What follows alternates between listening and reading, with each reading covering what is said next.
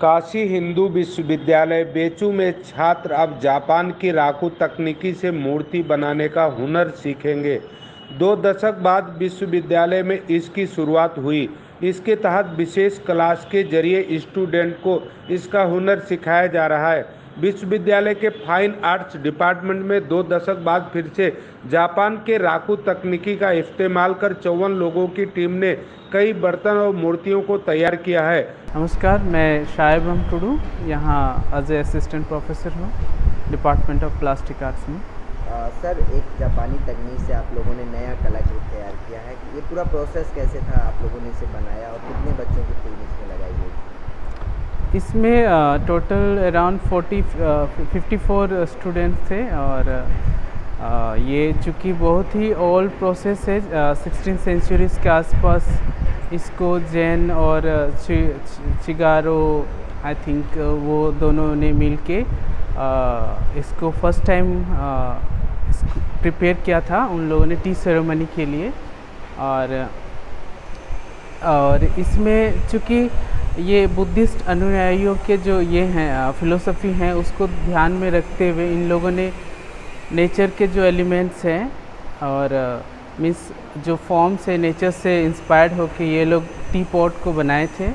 और इन लोगों ने जो ग्लेज यूज़ किए थे वो लो टेम्परेचर वाले ग्लेज होते थे, जिसमें मैग्नीज होती थी, कॉपर ऑक्साइड्स होती थी, आयरन ऑक्साइड्स वगैरह। तो फिर पहले तो ये टेम्परेरी जो भट्टी होती है उसको पहले जैसे मिट्टी में बनाने के बाद उसको सुखा के फिर टेम्परेरी भट्टी में पकाते हैं, फिर उसको लो टेम्परेचर वाले ग्लेज दे के फिर उसको रिडक्शन करवाते हैं। रिडक्शन के लिए हम लोग नेचुरल जो पत्तियाँ होती है, भूसी होती है या फिर मील के जो लकड़ी के जो डस्ट हैं वो सब होती हैं। और कभी कभी पेपर्स मैक्सिमम हम लोगों ने उसमें एक्सपेरिमेंट में डाला और इसके बाद हमने ऑक्सीडेशन के लिए फिर पानी में डाला। तो इस तरह से जो रिज़ल्ट आप देख रहे हैं यहाँ ये उसी का नतीजा है। तो इस तरह से कितने आपने कलाकृतियाँ तैयार की हैं, कौन कौन सी चीज़ें? आई थिंक 80 के आसपास तो हुई होंगी, हर कोई 2 3 या किसी ने ज़्यादा भी किए हैं। तो इस तरह से मैक्सिमम 80 या उससे ज़्यादा भी हैं, हमने काउंट उस तरीके से नहीं किया है पर नंबर्स ज़्यादा हैं। मेरा नाम राजनंदिनी गुप्ता है, मैं बैचलर 3rd ईयर से हूँ और मेरा डिपार्टमेंट प्लास्टिक आर्ट है। राजनंदिनी, क्या तैयार किया है आपने? अद्भुत तरीके से ये बनाया गया है, कैसे आप लोगों ने इसे तैयार किया? सबसे पहले तो हमने अपना लेआउट तैयार किया, ठीक है। उसके बाद फिर हमने मिट्टी का कॉम्पोजिशन जाना, हमने मिट्टी प्रिपेयर की। उसके बाद फिर हमने मिट्टी से अपनी जितनी भी कलाकृतियाँ थी वो गढ़ी हमने।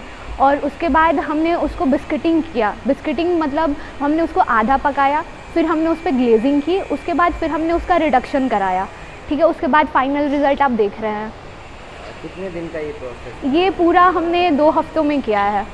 अगर बात करें बनारस में तो क्या पहली बार आप लोग ऐसा यहाँ पे? हाँ, बनारस में हमने पहले बार ये एक्सपीरियंस किया है, राकू पहले बार हुआ है। और हमारे डिपार्टमेंट में 20 साल पहले ये हुआ था और 20 साल के बाद अभी हो रहा है, तो फिर हम लोग ने इसको एक्सपीरियंस किया है।